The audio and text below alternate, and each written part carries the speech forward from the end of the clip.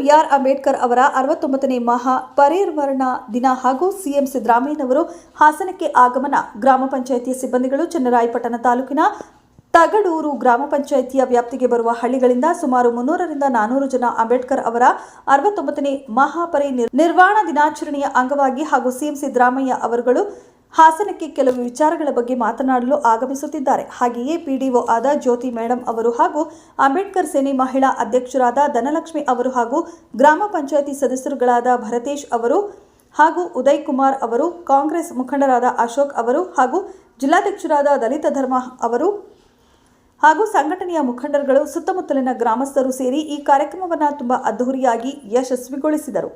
ವರದಿಗಾರರು ಗುಣಶೇಖರ್, ಹಾಸನ ಜಿಲ್ಲೆ. ಕ್ಷಣ ಕ್ಷಣದ ಸುದ್ದಿಗಾಗಿ ವೀಕ್ಷಿಸಿ ನಮ್ಮ ರಾಷ್ಟ್ರಧ್ವನಿ ನ್ಯೂಸ್ ಕನ್ನಡ.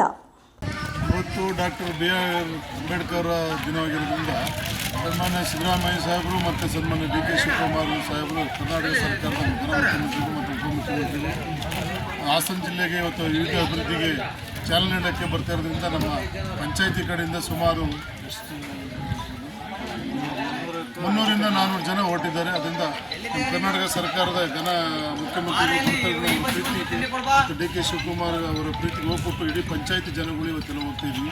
ಅದೇ ನಮ್ಮ ನೇತೃತ್ವದಲ್ಲಿ ಸನ್ಮಾನ್ಯ ಶ್ರೀ ಗೋಪಾಲ ಸ್ವಾಮಿ ಅವರ ನೇತೃತ್ವದಲ್ಲಿ ಇಡೀ ಪಂಚಾಯಿತಿ ತಗಡೂರು ಪಂಚಾಯಿತಿಯಿಂದ ಎಲ್ಲ ಜನಗಳು ಇವತ್ತು ಹೋಗ್ತಿದ್ವಿ. ಅದರಿಂದ ನಮ್ಮ ಮುಖ್ಯಮಂತ್ರಿಗಳು ಮತ್ತು ಸಿದ್ದರಾಮಯ್ಯ ಸಾಹೇಬರಿಗೂ ಮತ್ತು ಡಿ.ಕೆ. ಶಿವಕುಮಾರ್ ಅಭಿನಂದನೆ ಹೇಳ್ತಿದ್ವಿ.